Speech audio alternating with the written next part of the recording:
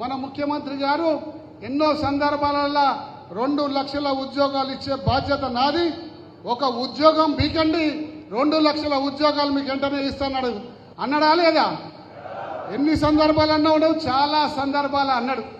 మరి ఈ రోజు ఎన్ని సంవత్సరాలు అయింది ఇలా కొత్త ప్రభుత్వం వచ్చి? 2.5 సంవత్సరాలలో ఇవాళ 12,000 చిల్లర ఉద్యోగాల నోటిఫికేషన్లు మాత్రమే పడ్డాయి. గత ప్రభుత్వంలో ఇచ్చిన నోటిఫికేషన్లను, జరిగిన పరీక్షలని, అపాయింట్మెంట్ ఆర్డర్లను మాత్రమే ఈ ప్రభుత్వం ఇచ్చింది. అవి కూడా వీళ్ళ ఖాతాలో వేసుకొని అది ఇది కలిపి 60,000 ఉద్యోగాలు ఇచ్చినామని చెప్పేసి ఇవాళ నమ్మబలికేది కాదు. అదే స్వయంగా మైకులలో చెప్తుండ్రు. అరే ఇది వెనకటి కాలం కాదురా నాయన, వెనకట ఏదో చెప్తే అయిపోతుండే. ఇవాళ నేను మాట్లాడిన మాటలు ఇన్ని కెమెరాలు రికార్డు చేస్తున్నాయి. ఈ మాటలో తప్పైతే రేపు పొద్దున మళ్ళా సంవత్సరానికో 6 నెలలకో ఇదే రికార్డింగ్ ఈ విద్యార్థులు వెలికి తీసి మళ్ళా వేసి నువ్వు అప్పుడు అట్లా మాట్లాడినావు ఇప్పుడు అట్లా మాట్లాడినావు అని చెప్పి నిన్ను నిలదీస్తారన్న సంగతి జ్ఞానం కూడా లేకుండా 60,000 ఉద్యోగాలు ఈ ప్రభుత్వం వచ్చినాక ఇచ్చింది. కావాలంటే మేము ఫతే మైదాన్ ఎల్బీ స్టేడియంలో నిలబెడతాము, అన్ని తలకాయలు లెక్కబెట్టుకోమని చెప్పేసి ఇంత నీచమైన అబద్ధం ఆ స్థాయిలో ఉన్న మాట్లాడే మనిషికి నిజంగా ఏమంటారో సంగతి మీరే నిర్ణయించాలి. ఆయన 60,000 మంది ఉద్యోగాలకు ఇచ్చిన లెక్క పెట్టుకోమంటే ఆయన భజన మండలి ఏమన్నాడు తెలుసా?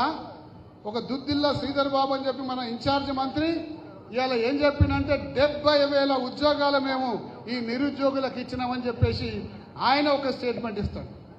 మరి ఆయన 70,000 అంటే ఏం చేశాడంటే ఆయన 70,000 అన్నాడు కాబట్టి నేను 10,000 ఎక్కువ చెప్పాలని చెప్పి టీపీసీసీ అధ్యక్షులు మహేష్ కుమార్ గారు 80,000 ఉద్యోగాలు మేము ఇచ్చినామని చెప్పేసి ఆయన చెప్తాడు.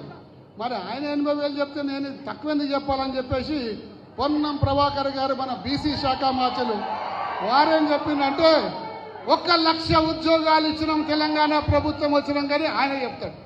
మరి ఇందులో ఇంతమంది చెప్పిందా అంటే ఎవరు నిజం చెప్పిండ్రు, ఎవరు అబద్ధం చెప్పిండ్రు? నిజంగా మీ గుండె మీద సాక్షి గుండె మీద చేసుకొని చెప్పిండ్రు. 60,000 ఉద్యోగాలు తెలంగాణ ఈ కాంగ్రెస్ ప్రభుత్వం వచ్చినాక ఇచ్చిందా? మరి అబద్ధం చెప్పిందేగా. మరి అబద్ధం చెప్పిన వాళ్ళ గుణపాఠం నేర్పాలి కదా. మరి ఇంతటి అబద్ధం మైక్ అందరు సాక్షిగా ఇలా చెప్తున్నా అంటే నిజంగా ఒక్కసారి ఆలోచించుకోవాల్సిన అవసరం ఉంది. మీరందరూ కూడా ఆలోచన చేయాలి. ఒక్క ఉద్యోగి కనుక వాళ్ళ కుటుంబం ఉంటుంది. ఈ రాష్ట్రంలో 30 లక్షల మంది నిరుద్యోగులు ఉన్నారు. 30 లక్షల మంది కుటుంబ సభ్యులు అంటే 60 లక్షలు, వీళ్ళు 30 లక్షలు, వాళ్ళు 60 లక్షలు, అంతా కలిపితే 90 లక్షలు అవుతారు. ఈ 90 లక్షల ఓట్లు మాకేస్తే 90 సీట్లు వస్తాయి, మేము గద్దెనెక్కుతాము, మీకందరికి కూడా స్వర్గం చూపెడతామని చెప్పి అన్నరా లేరా? ఓట్ల సంఖ్య కూడా లెక్కబెట్టి అన్నరా లేరా? మరి ఈ రోజు ఎక్కడ పోయింది? 2.5 సంవత్సరాలు కావస్తుంది. నిన్న మొన్న ఏం చేసిండు?